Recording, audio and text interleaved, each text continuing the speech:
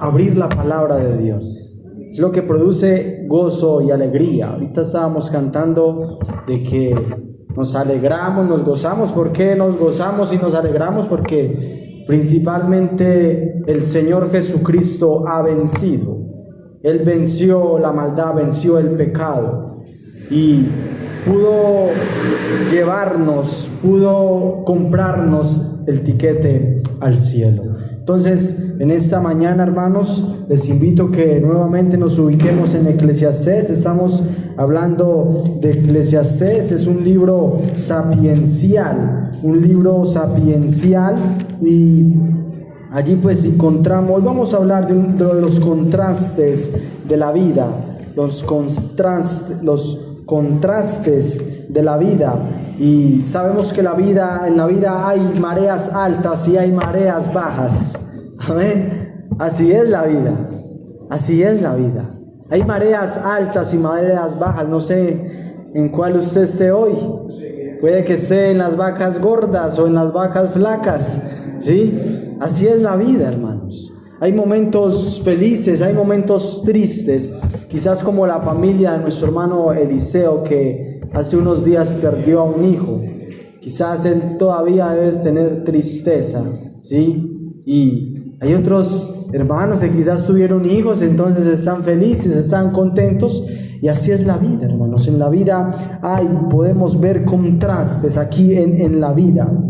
Vemos el día, vemos la noche, vemos la luz, vemos las tinieblas, ¿sí? Y en la palabra de Dios encontramos muchos contrastes. Eclesiastés capítulo 7, y qué tal si nuevamente me acompañan en oración y empezamos a hablar de todos estos versículos y tratar de comprenderlos un poco. Señor amado, te adoramos en esta hermosa mañana, agradecemos por el día de hoy, agradecemos que nos prestas la vida, oh Dios, amanecimos vivos, aún respiramos. Por tu gracia, por tu misericordia, es tu bondad maravillosa que nos permite hoy estar delante de ti y compartir con nuestros hermanos. Señor, te pedimos que nuestras mentes estén concentradas en tu palabra y podamos salir edificados por el poder de tu palabra. En Cristo Jesús, amén y amén. Dice el verso 1, hermanos, Eclesiastés capítulo 1, mejor es la buena fama que el buen ungüento, y mejor el día de la muerte que el día del nacimiento. Qué tremendo, hermanos. Quizás podrá parecer contradictorio. Usted podrá pensar que es como contradictorio. Mejor el día de la muerte que el día del nacimiento, ¿sí? Y mejor es la buena fama que el buen ungüento. Vale más una buena reputación que un perfume costoso. Y el día que morimos es mejor que el día que nacimos.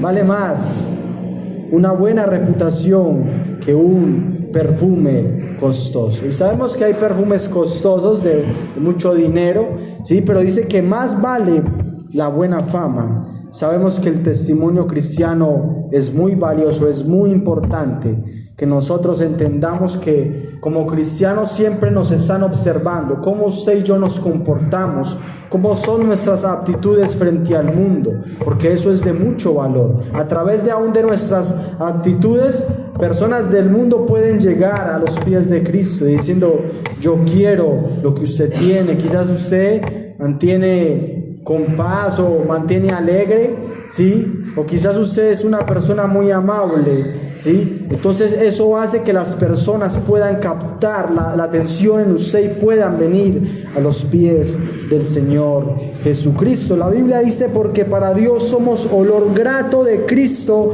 en los que se salvan y en los que se pierden.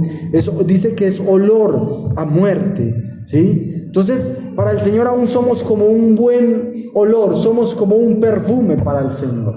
Como cristianos, para Dios emanamos un olor agradable. ¿Por qué? Porque hemos creído en Él, porque hemos depositado toda nuestra confianza en Él, porque sabemos que nuestro Señor Jesucristo nos ha dado la entrada al cielo. Entonces dice que es mejor el día de la muerte que el día del nacimiento. Y no sé si usted ha escuchado, hermanos, todo muerto es bueno, ¿sí? Tan bueno que era fulano de tal y quizás era un sinvergüenza y le pegaba a la mujer, pero ahí está, no, era tan buena persona, ¿sí? No sé si usted le ha pasado eso, ¿sí? Tan buena persona que era, ya se murió, ¿sí?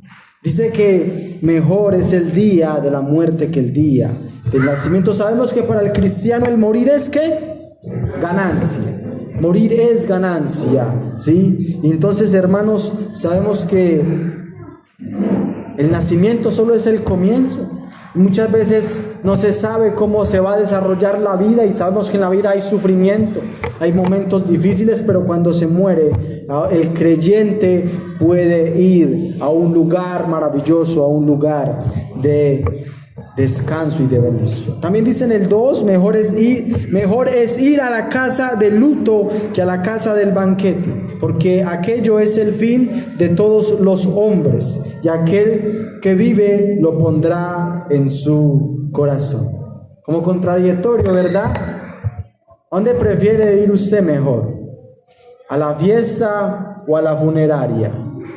¿Sí? A tomar tinto gratis a la funeraria, ¿sí? O a la fiesta donde dan torta y dan lechona ¿a dónde es mejor ir, hermanos? ¿Sí? Humanamente nos gusta ir a la fiesta, ¿verdad? Pero la Biblia dice que mejor es ir a la casa del luto que a la casa del banquete, porque aquello es el fin de todos los hombres y el que vive lo pondrá en su corazón. Usted va a una funeraria, usted ve a un velorio y hay tristeza y llanto. Usted se puede acercar allí al difunto, usted se puede reflejar ahí, que usted también puede estar ahí en ese cajón, ¿sí? Entonces usted lo pone en el corazón y usted puede reflexionar, ¿sí? Y decir, ¿cómo es mi vida? Necesito de arrepentimiento, necesito confiar en el Señor Jesucristo, ¿sí? Más vale pasar el tiempo en funerales que en festejos. Al fin y al cabo todos moriremos, así que los que viven deberían tenerlo muy presente. ¿Sabe que es muy difícil ir a evangelizar en una fiesta, en un holgorio donde la gente está bailando y está comiendo, usted hablarle del Señor? La gente a usted no le pone cuidado, la gente no le interesa que arrepentirse o que reconocer su maldad y su pecado, la gente no le interesa. Cuando la gente está ebria o está borracha, ya no le interesa nada del Señor. Pero cuando la persona está pasando por el dolor, la persona es sensible y puede reconocer que en Dios hay consuelo. Ayer anoche estaba testificando un joven de que él llegó a los pies de Cristo a través de una desilusión amorosa. Vea qué tremendo, ¿sí?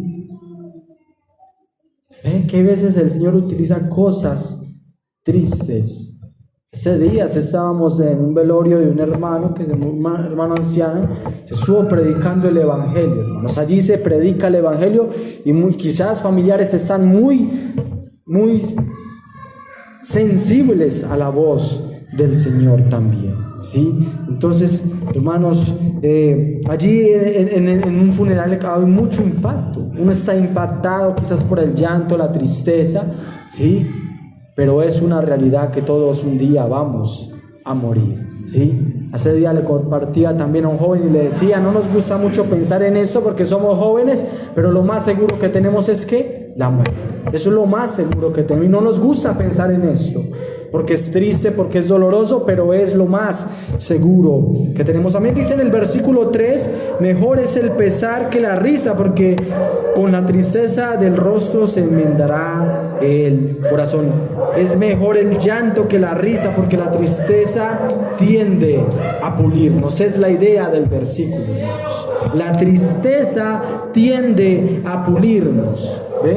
Sabe que cuando usted y yo pasamos por el sufrimiento, por la tristeza, ¿sí? Aún nuestro carácter se va perfeccionando. Y esa tristeza, ese sufrimiento nos lleva a confiar más en Dios, ¿sí?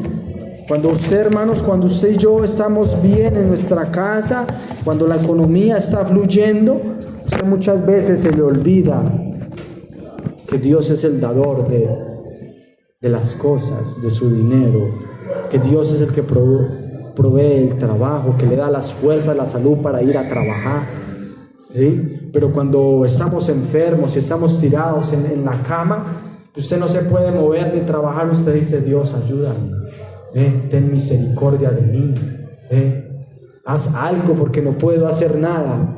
Y eso, hermanos, tiende a pulirnos, a confiar más en Dios. También en el 4 dice: el corazón de los sabios está en la casa del luto, mas el corazón de los insensatos en la casa en que hay alegría. ¿Ve? El sabio, el corazón del sabio está en la casa del luto. Contrastes, el necio y el insensato. ¿Ve?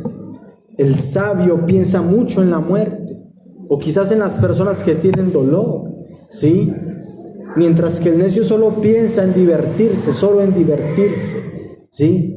Y no es que esté mal divertirnos, hermanos, pero las personas solo piensan en los deseos temporales de la maldad y del pecado en esta tierra, ¿sí? El sabio sabe que un día Dios le va a pedir cuentas de su vida acá en la tierra. El necio solo piensa en despilfarrar acá en la tierra. El necio, hermano, solo piensa en despilfarrar. Podemos pensar en el hijo pródigo o el hijo necio, ¿ve? Que le pidió sus bienes a su papá estando vivo y se fue y despilfarró todo, pero luego se arrepintió cuando cayó tan bajo, hermanos, porque pensó también, recapacitó, ¿sí? Y eso nos toca a nosotros también como seres humanos, como cristianos, meditar bien, recapacitar, ¿sí?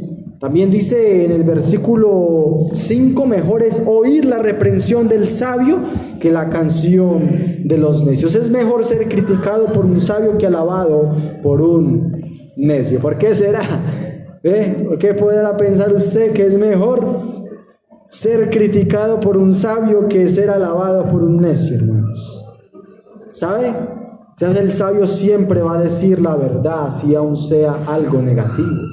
Es mejor que a usted le digan la verdad, a no que usted le diga: no, usted va muy bien, sabiendo que usted va mal. ¿Ve? Eso es lo que está pasando hoy con el falso evangelio. Viva su vida como quiera, no se arrepienta, solo traiga dinero. Y el día que usted se muera se va al infierno por no arrepentirse y creer en Jesucristo. ¿Ve? Pero a la gente no le gusta venir donde le dicen la verdad. Tenemos que arrepentirnos. La gente no le gusta.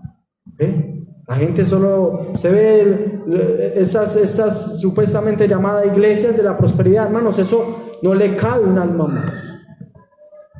Eso es lleno de gente. Pero allá no se predica el evangelio. Allá no se predica la necesidad del arrepentimiento. ¿Ve? Pero es mejor que le digan a uno la verdad, ¿cierto? Para uno meditar y tratar de cambiar. A no que usted lo dejen ahí, ¿sí?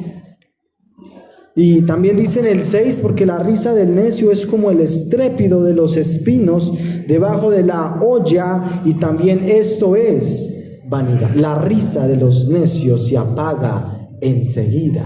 La risa, la felicidad del mundo del impío es muy momentánea. La felicidad del narcotraficante, y hablamos de Pablo Escobar, cómo fue su carrera como narcotraficante profesional. ¿Cuánto disfrutó Pablo Escobar? ¿Cuánto pudo disfrutar su familia o su dinero almacenado por cantidades? Lo pudo disfrutar muy poquito. Allá comprando animales y cosas y avionetas, muy poquito lo disfrutó. Así es, hermanos, ¿sí? La risa del necio se apaga enseguida de la persona. El necio es el que rechaza a Dios, que no quiere nada de Dios. Dice el necio en su corazón: no hay Dios. El necio en su corazón: no hay Dios, ¿sí? Entonces su felicidad es muy momentánea, es como el espino que crepita en el fuego, ¿sí? Eso tampoco tiene sentido, hermanos. No tiene sentido. Usted disfrutar un poco de tiempo, disfrutar cosas momentáneas, quizás luego les toca que pagar las consecuencias en una cárcel mucho tiempo, 20, 30 años. ¿Ve? Así es, hermanos, los contrastes de la vida. La felicidad del mundo es muy pasajera, es muy momentánea. Versículo 7 también, ciertamente la opresión hace entontecer al sabio y las dádivas corrompen el corazón. ¿Ve? Ciertamente la opresión o digamos la extorsión vuelve necio al sabio y el soborno corrompe el corazón. ¿Ve? La extorsión, hermanos, vuelve necio al sabio. Sabemos que en nuestro país, hermanos, ha habido mucha corrupción, y quizás muchas personas que suben allá quieren hacer las cosas bien, pero no los dejan, ¿sí? ¿Por qué? Porque hay soborno, porque tienen que torcerse, ¿sí? Entonces, hermanos, a nosotros no nos puede asustar porque, bueno, eso ha estado cambiando un poco con los policías de tránsito. Cuando usted lo paraba y no estaban las cosas en regla, ellos le decían, y quizás no son todos, pero le decían a usted, hay 50,000 formas de arreglar esto, ¿sí? 100,000 formas de arreglar esto. Le estaba insinuando que si tenía 50,000 pesos, todo se podía arreglar, ¿sí?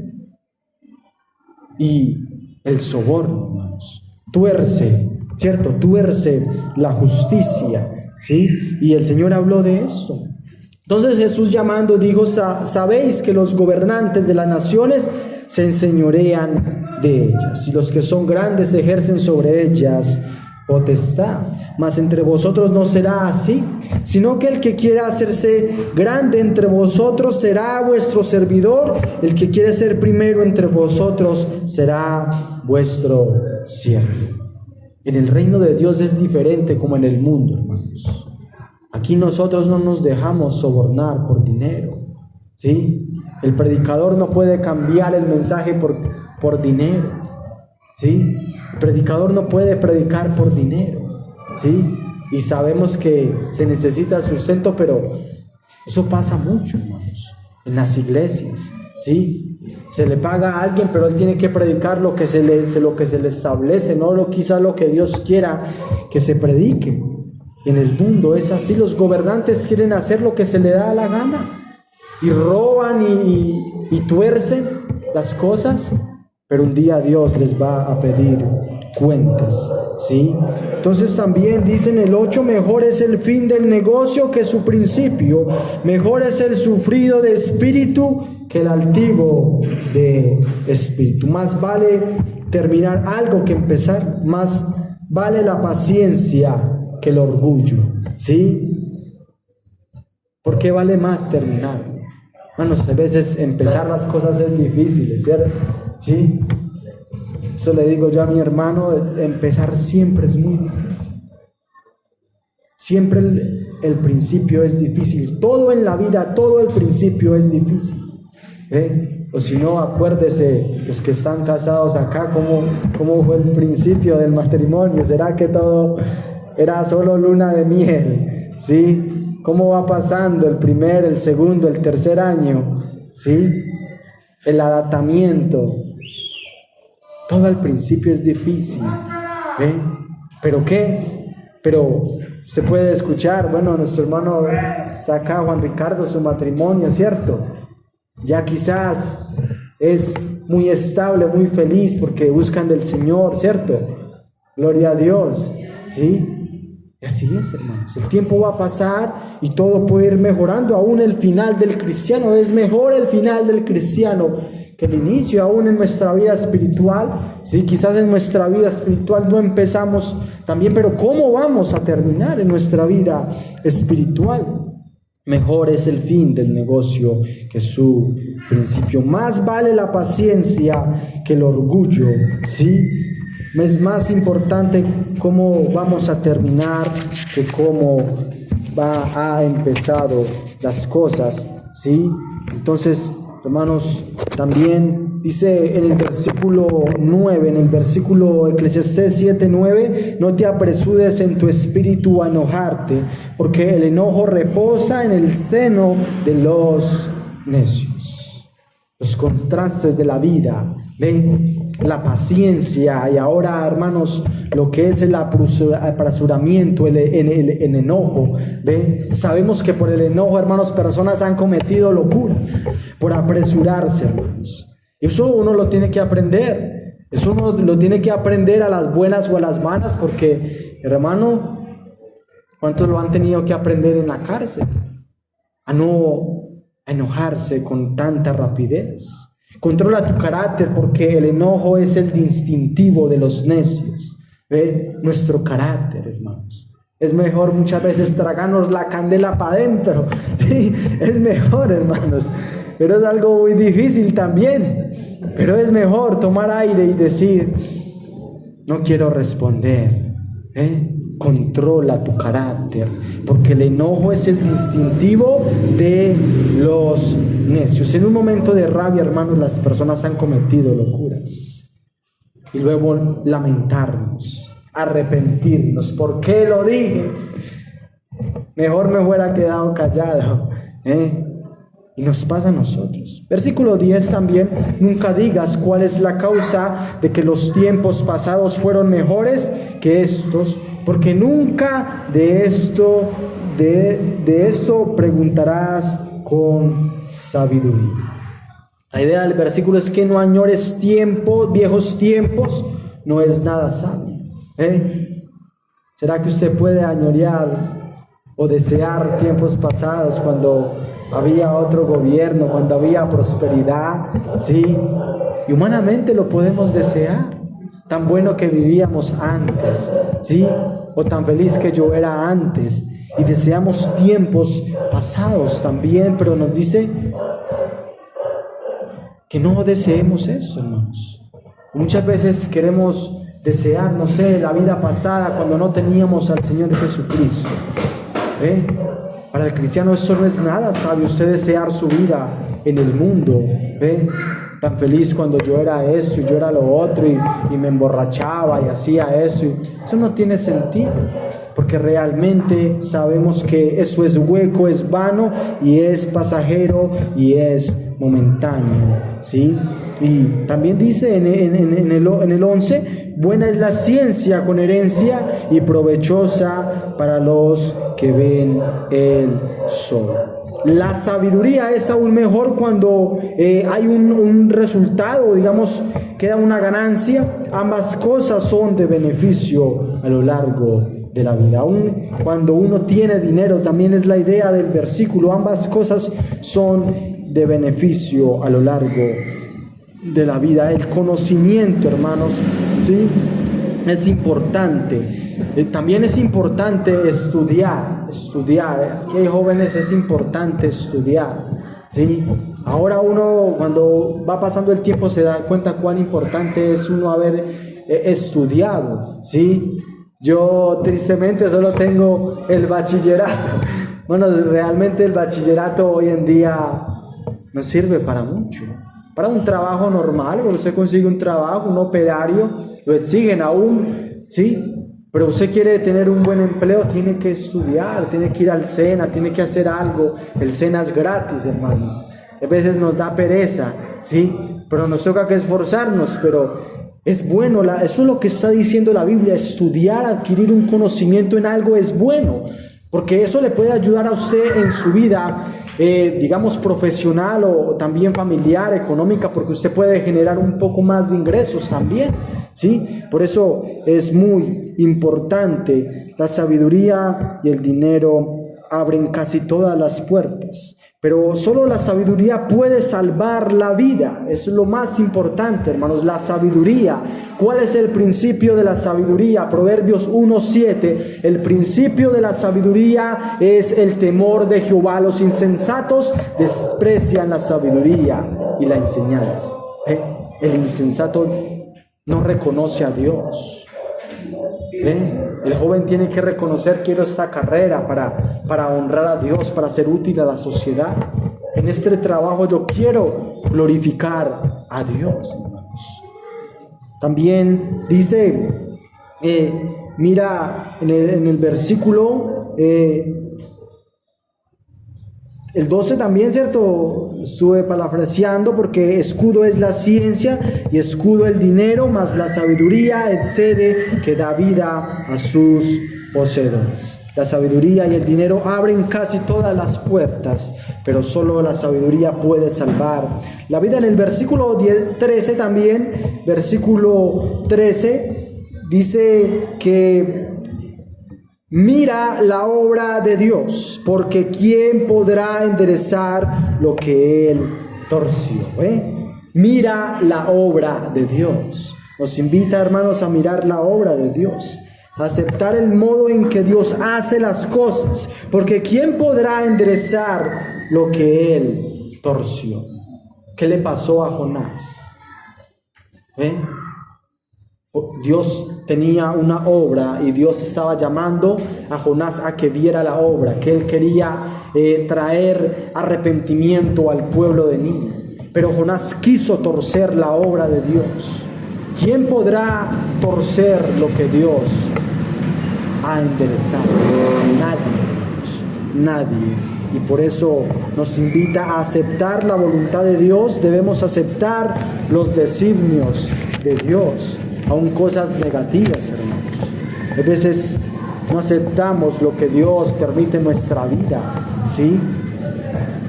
También dice en el versículo 14, en el día del bien goza del bien, en el día de la adversidad considera. Dios hizo tanto lo uno como lo otro, a fin de que el hombre nada halle después de él. En el día del bien goza del bien. Cuando usted esté bien, digámoslo, en su vida, en su familia, ¿sí? Cuando en el trabajo todo esté bien, alégrese, pero agradézcale a Dios también.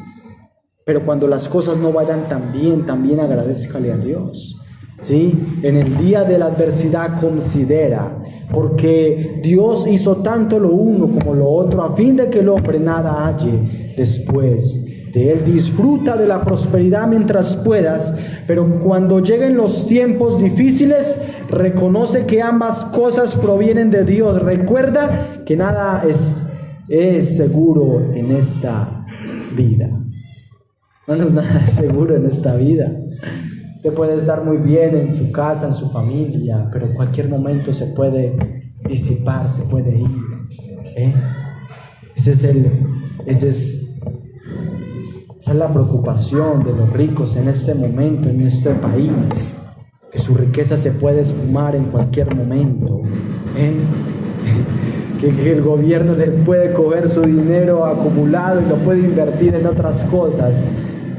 Esa es la preocupación de este momento, pero considera, para que el hombre no halle nada después de Dios, Nuestra felicidad debe estar en Dios. Cuando su felicidad no está en Dios, nada tiene sentido en esta vida. Y aún en este momento las cosas como están, como la maldad va en aumento. Y eso como seres humanos nos lleva a confiar en el Señor completamente. Bien, vamos avanzando porque el tiempo sigue corriendo. Versículo 15, todo esto he visto en los días de mi vanidad, dice el predicador Salomón. Justo hay que perece por su justicia, y hay impíos que por su maldad alargan sus días. ¿No le parece esto como contradictorio, hermanos? Dice que en su tiempo corto de esa vanidad en esa tierra, dice que yo he visto justos que perecen por la justicia. Quizás personas por decir la verdad han muerto.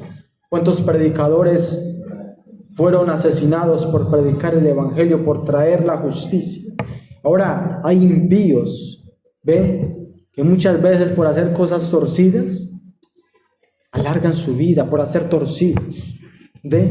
Y muchas veces Dios lo permite así, Dios teniendo misericordia del impío para que se arrepienta, alargándole la vida para que se arrepienta de su pecado y de su maldad. Es una muestra de la gracia y de la misericordia de Dios. Y ahí surge la pregunta: ¿por qué a gente buena le pasan cosas malas? ¿Por qué, hermano? ¿Por qué a gente buena le pasan cosas malas? No podemos olvidar el principio de que todo ser humano es pecador. Todos somos pecadores, pero ¿qué? Pero el Señor, hermanos, ha provisto la gracia maravillosa a nuestro Señor Jesucristo. Y también dice en el versículo 16: no seas demasiado justo, ni seas sabio con exceso, porque harás de destruirte, ¿sí? Y no es que ser justo sea malo o ser sabio sea malo, ¿sí? Y porque muchos pueden sacar este pretexto, ¿eh? Y yo he escuchado eso de personas: no, a mi familiar, eso se entregó a Dios, eso se cogió y se enfermó y la cogió un cáncer y la mató. Entonces yo por eso no me entrego a Dios. Yo prefiero seguir mi vida acá en la maldad porque yo aquí estoy bien. Y son pretextos del mundo, ¿sí? Pero, ¿cómo se justificará el hombre delante de Dios? ¿Sí? ¿Cuál es la forma de que el ser humano se pueda justificar delante de Dios? No hay excusa, hermanos. Solamente el hombre, el ser humano, tiene que reconocer que la justicia está en Jesucristo. No confiamos en nuestra propia justicia, ni porque seamos sabios, ni porque seamos intelectuales o que seamos buenos trabajadores. Nuestra justicia tiene que estar en nuestro Señor Jesucristo, ¿sí? Entonces, también dice en el versículo 17: no hagas mucho mal ni seas insensato, porque habrás de morir antes de tiempo. Y sabemos que, hermanos, la maldad tiene consecuencias. La maldad siempre trae consecuencias, ¿sí? Las personas que fuman cigarrillo, ¿cuál es la consecuencia de fumar años y años cigarrillo? ¿Cómo quedan sus pulmones? ¿Sí? Las consecuencias llegan. Por eso el ser humano necesita arrepentirse, ¿sí? Y también dice en el 18: bueno es que tomes de eso y también de aquello, no apartes su mano, porque aquel que a Dios teme saldrá bien en todo. Presta atención a estas instrucciones, porque todo el que teme a Dios evitará caer en ambos extremos.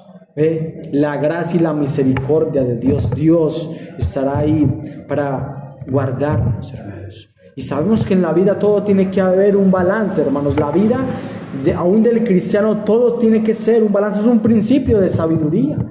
Su vida y mi vida tiene que tener un balance en todo. Todo no puede ser trabajo, todo no puede ser la familia, todo no puede ser deporte. Todo tiene que haber un poco de todo en la vida.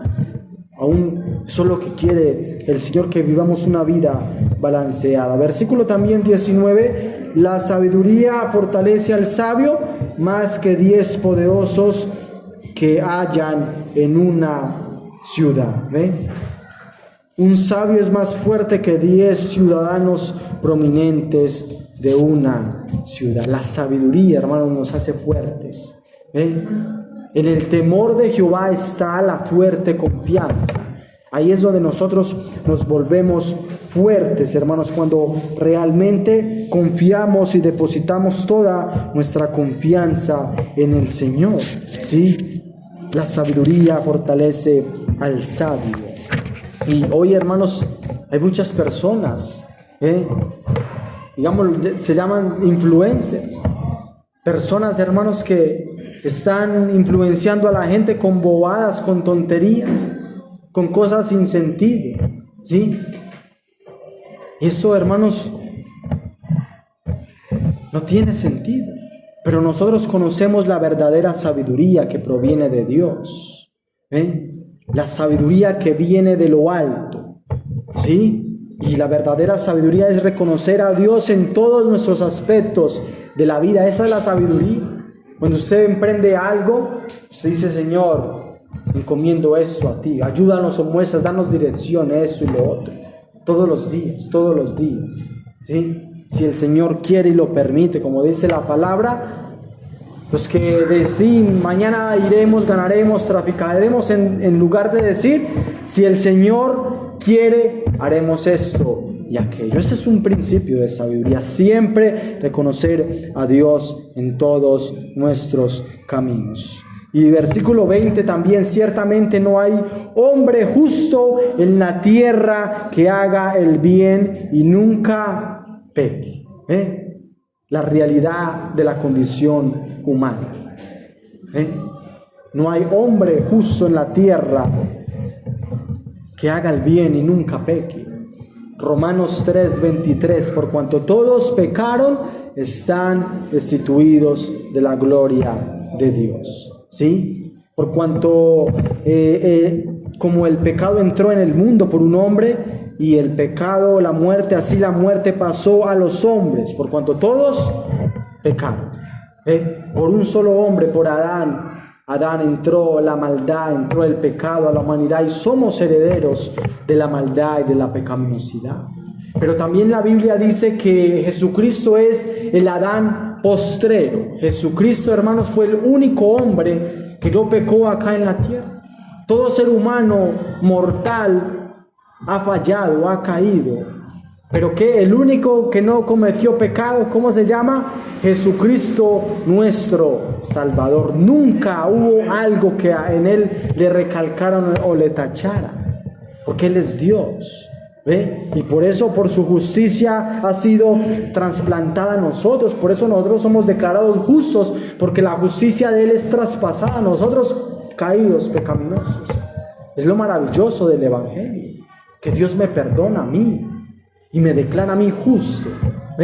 La Biblia habla de los santos.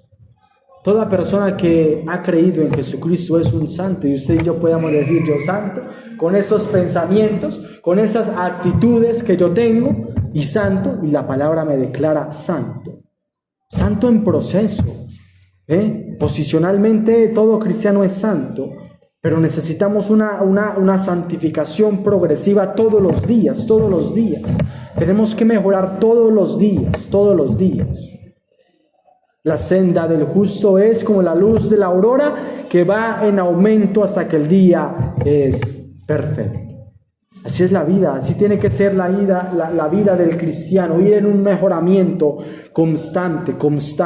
No podemos ser los mismos del año pasado, tenemos que seguir creciendo en nuestra vida espiritual. Muy bien, también en el 21 vamos avanzando y también vamos concluyendo, ¿sí? 21, tampoco apliques tu corazón a todas las cosas que se hablan, porque para que no oigas a tu siervo cuando dice mal de ti. No escuches conversaciones ajenas a escondidas, podrías escuchar que tu siervo te maldice. Principios de sabiduría. Quizás podamos aplicarlo, el principio del chisme. No se ponga por ahí a escuchar chismes por ahí, no conviene nada el chisme, ¿sí? Y quizás personas pueden hablar cosas de nosotros, ¿sí? Y que nos toca a nosotros tener siempre la actitud de perdonar. Siempre, hermanos, usted tiene que perdonar, porque también en el versículo 22, porque tu corazón sabe que tú también dijiste mal de otros muchas veces. ¿Cuántas veces hemos hablado mal también, o hemos criticado, nos hemos renegado muchas veces del gobierno, hermanos? Y nos tenemos que arrepentir también de esto, ¿sí? Y es una realidad, hermanos, nuestra lengua nos engaña, somos muy rapiditos en hablar, en caer en la murmuración, y la murmuración es grave delante de Dios, porque María habló, murmuró de su hermano y le cayó lepra. Dios sentenció juicio de uno por la murmuración, por hablar en contra de la autoridad que Dios había establecido en el momento. Muchas veces nosotros murmuramos en contra de las autoridades, del gobierno que Dios ha establecido, y nos tenemos que arrepentir de esto también. También versículo 23: todas estas cosas probé con sabiduría, diciendo, seré sabio, pero la sabiduría se alejó de mí. Siempre hice todo lo posible para que la sabiduría guiara mis acciones y mis pensamientos. Me dije, me propongo ser sabio, pero no funcionó. Salomón tuvo sabiduría, fue sabio por un tiempo, pero luego se apartó, tuvo muchas mujeres, se apartó y comenzó a adorar a los dioses de las mujeres que él tuvo, hermanos. ¿Ve? El hombre, después de Jesucristo, un hombre sabio que ha pasado por la tierra, se apartó también. ¿Ve? Para que nosotros ve que él hizo lo posible para que la sabiduría guiara sus acciones. Pero en un momento también se apartó de la sabiduría y no fue tan sabio. Cometió muchos errores, ¿sí? Entonces, hermanos,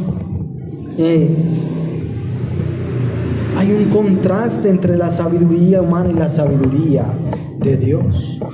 Aunque el ser humano no entienda la sabiduría de Dios, ¿sí? Siempre la sabiduría de Dios es más suprema que la terrenal. Siempre, hermanos. Ahora meditábamos que para los gentiles la cruz de Cristo, en la cena meditamos un poco sobre eso, de que para el mundo morir Jesucristo en la cruz fue una locura, o para muchos es una tontería. ¿Cómo alguien muriendo puede vencer? Porque venció la maldad y venció a Satanás y los demonios muriendo en la cruz del Calvario. Qué tremendo, pero es la sabiduría de Dios. Porque la paga del pecado es la muerte. Él tenía que morir por los pecadores, por nosotros. Y así pudo vencer. Venció a Satanás y los demonios. Y muchas personas del mundo no entienden la sabiduría de Dios. Y aún nosotros como cristianos muchas veces tampoco entendemos la sabiduría de Dios. Que nos invita a amar a nuestros enemigos. Ahí como que Dios se equivocó. ¿Cómo yo puedo amar a mis enemigos? A los que me desean el mal, a los que me odian. ¿Yo cómo los puedo amar? Y me invita a orar por ellos también. Es la sabiduría de Dios, hermanos. Y no entendemos muchas veces. Pero cuando lo hacemos y lo aplicamos, sabemos que Dios no se equivoca. Muy bien. Avanzamos, versículo 24. Lejos está lo que fue y lo muy profundo, ¿quién lo hallará? La sabiduría siempre está lejos y es difícil de encontrar. Para las personas alejadas de Dios es muy difícil, ¿verdad?, encontrar la verdadera sabiduría de Dios. Pero para nosotros es un privilegio haber conocido la sabiduría, que también leíamos que Jesucristo es la sabiduría de Dios. Jesucristo, poder de Dios, justificación, por Él somos justificados también. Jesucristo es la sabiduría de Dios. Qué tremendo, hermanos. Jesucristo, Dios mismo, se humanó en un cuerpo humano para mostrar a Dios encarnado, la sabiduría de Dios. Muy bien, seguimos avanzando, hermanos, para llegar al versículo 29 y ahí concluir, ¿sí? Versículo 25, me volví y fijé mi corazón para saber y examinar y inquirir la sabiduría y la razón, para conocer la maldad de la insensatez y el desvarío del error. Busqué por todas partes diciendo, decidí a encontrar y a entender la razón de las cosas. Me había propuesto demostrar a mí mismo que la maldad es una tontería y la insensatez una locura. Él se propuso decir, realmente no tiene sentido. ¿Sí? Es una realidad, hermanos, de que la maldad y el pecado siguen estando ahí, siguen esclavizando a las personas, ¿sí? Y las personas que, digámoslo, que son esclavizadas por el alcoholismo, ¿no? Bueno, tengo un tío, ¿cierto?, que decía, no vuelvo a tomar, y otra vez otros 8 días borracho, y así se la pasaba, y hasta el día de hoy, hermanos, sigue teniendo el problema, luego que le hicieron una cirugía, ¿cierto?, y no aprenden. Sí, y muchas veces ellos no entienden eso. Está arraigado en la maldad, en el corazón del ser humano, la maldad, la esclavitud. Solo Jesucristo puede romper las cadenas y las ataduras del ser humano. A veces como seres humanos no entendemos eso, porque la Biblia dice, ¿quién podrá entender sus propios errores? A veces no entendemos yo por qué hice esta tontería, por qué hice esta burrada, ¿sí? No entendemos, hermanos, porque nuestro corazón es engañoso y perverso más que todas las cosas, ¿quién lo conocerá? Dice la Biblia. Nuestro corazón aún nos engaña. Muy bien, seguimos avanzando, versículo 26.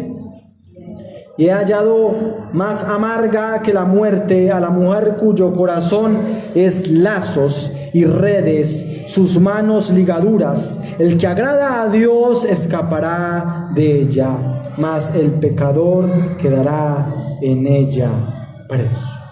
Qué tremendo, hermanos.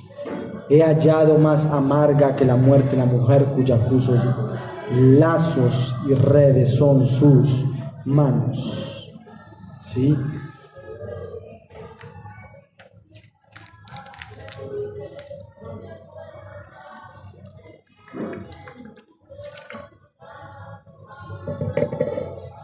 Y descubrí, dice Salomón, descubrí que una mujer seductora es una trampa más amarga que la muerte. Su pasión es una red, sus manos suaves son cadenas. Los que agradan a Dios escaparán de ella, pero los pecadores caerán en su trampa. Es tremendo, hermanos. La influencia que puede tener una mujer, digámoslo, en la vida de un hombre, ¿cierto? Una mujer, una buena mujer puede ayudar a un hombre a echar para adelante, pero una mujer, hermanos, puede arruinar la vida de un hombre también, ¿sí? Eso es lo que está diciendo, ¿sí? De que una mujer seductora, o digamos una mujer del mundo, o digamos vagabunda, también el Proverbios habla mucho de la mujer ramera, de la mujer prostituta, ¿sí?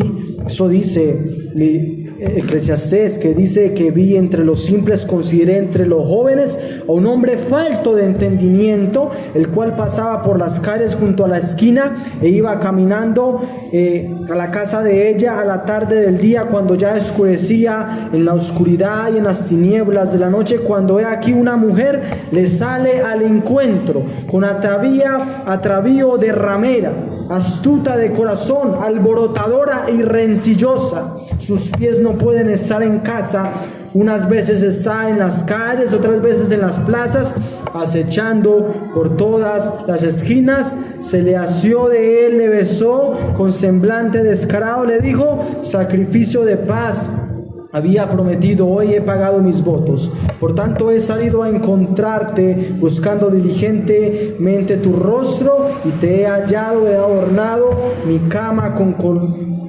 colchas recamadas, con cordoncillos de Egipto, he perfumado mi cámara con mirra, con aloes, con canela. Ven y embriaguémonos de amores hasta la mañana, alegrémonos en amores.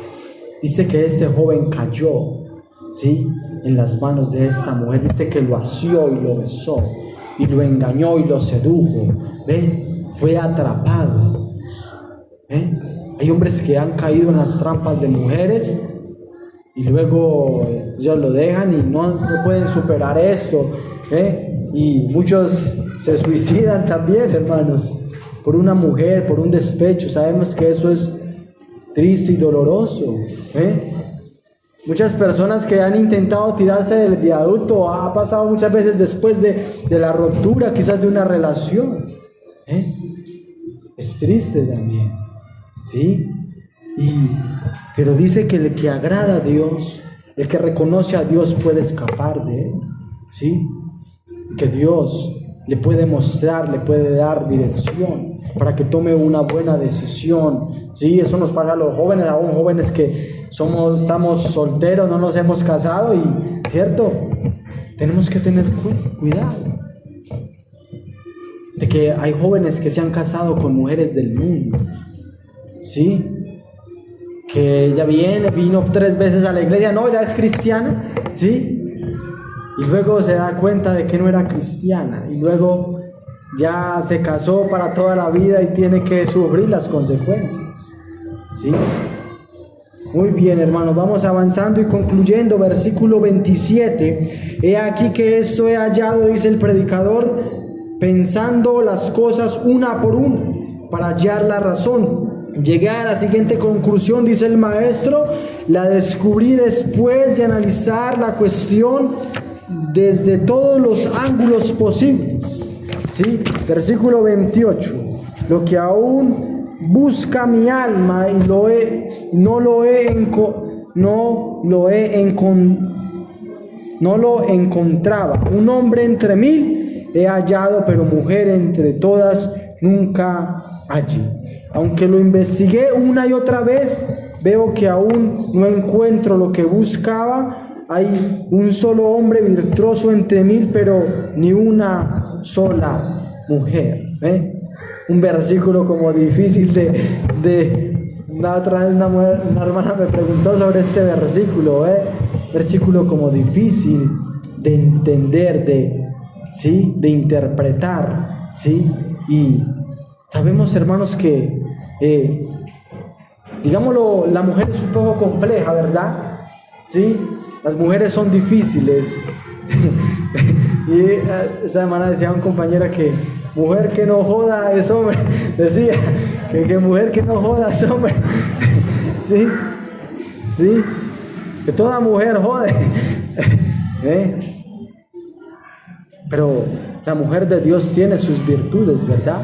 La Biblia habla de la mujer virtuosa, ¿sí? Quizás en el mundo no se pueda encontrar esas virtudes, ¿sí?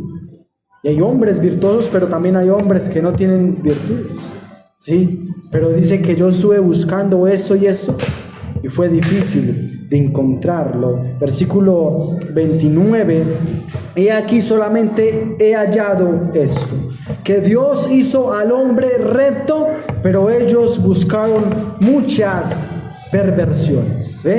Qué tremendo, hermano. Sin embargo, sí encontré lo siguiente, que Dios creó al ser humano para que sea virtuoso, pero cada uno decidió seguir su propio camino descendente. El primer hombre desobedeció, ¿verdad? Voluntariamente, hermanos, el hombre decidió desobedecer a Dios. El primer hombre, Adán, fue un hombre santo, inocente. Él no conocía la maldad. ¿Cuándo conoció la maldad? Cuando comió del fruto. Dice que sus ojos fueron abiertos y conoció la maldad. Pero Dios hizo un hombre inocente, sin mancha, sin contaminación. Pero el hombre, al tomar la decisión, entró la maldad y el pecado. Nos contaminó a todos, ¿sí? Y de ahí viene la pecaminosidad de todo ser humano. ¿Qué tal si terminamos en Romanos 5? Romanos 5.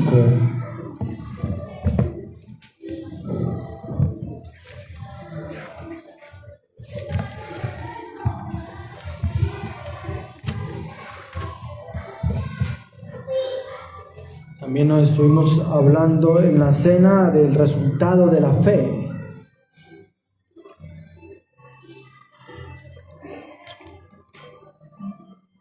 Romanos capítulo 5, del verso 12 al 21, Adán y Cristo, ¿sí?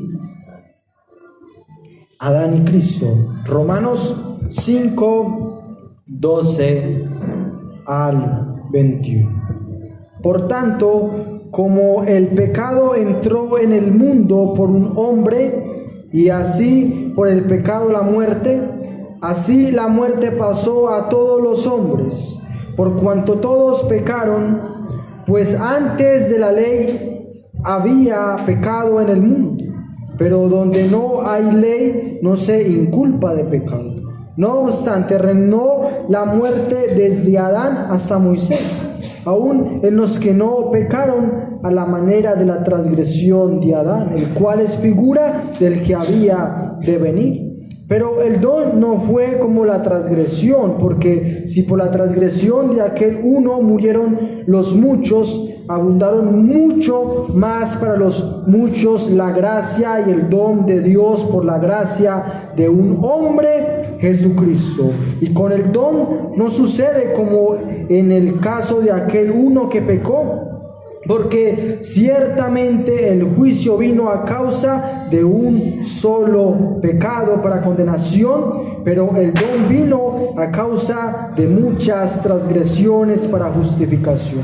Pues si por la transgresión de uno solo reinó la muerte, mucho más reinará en vida por uno solo, Jesucristo, los que reciben la abundancia de la gracia y del don de la justicia. Así que, como por la transgresión de uno vino la condenación a todos los hombres, de la misma manera, por la justicia de uno vino a todos los hombres la justificación de vida.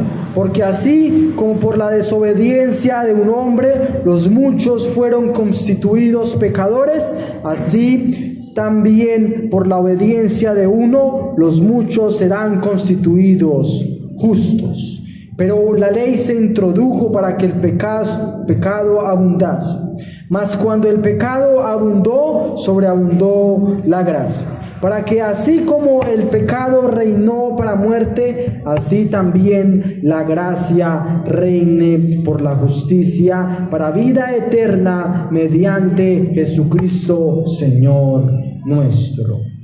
Amén. Por la justicia de Jesucristo. Por Adán entró la desgracia. Entró la muerte, el pecado, hermanos. Por Jesucristo entró la bendición, la gracia, el favor, el regalo merecido. Eso es lo que quiere decir la gracia. La gracia es un regalo inmerecido. Usted y yo no merecemos nada y Dios nos perdona gratuitamente. Aquí no hay que pagar nada, hermanos. Jesucristo pagó todo, solo nos queda rendirnos a Él en agradecimiento, en adoración a Él por todo lo que Él hizo, por su justicia, por su vida perfecta. No cometió pecado, fue tentado en todo y no cayó en el pecado, hermanos. Por eso tenemos que seguir adorándole y seguir viviendo vidas agradables para Él. Que el Señor nos siga ayudando a vivir en esos contrastes de la vida, en esta vida acá debajo del cielo, hermanos. Porque esa es la visión que tiene Salomón, la vida debajo del cielo. Él estaba mirando hacia arriba, debajo del cielo. Y aquí, en esta vida, vemos muchas cosas y lo estamos viendo. Nos toca que pasar por muchas cosas, por mareas altas, mareas bajas, por las vacas gordas, las vacas flacas, pero el Señor siempre va a estar ahí para ayudarnos en medio de las pruebas, de las tormentas también. El Señor está ahí para ayudarnos, Él lo prometió. Nunca los dejaré, nunca los desampararé y estaré con vosotros hasta el final del mundo. Gloria al Señor por su palabra, hermanos. Vamos a orar y agradecer en esta hermosa mañana. Agradecemos por su atención, por estar ahí concentrados y atentos y despiertos. Vamos a orar y agradecerle al Señor. Señor amado, te adoramos en esta hermosa mañana. Agradecemos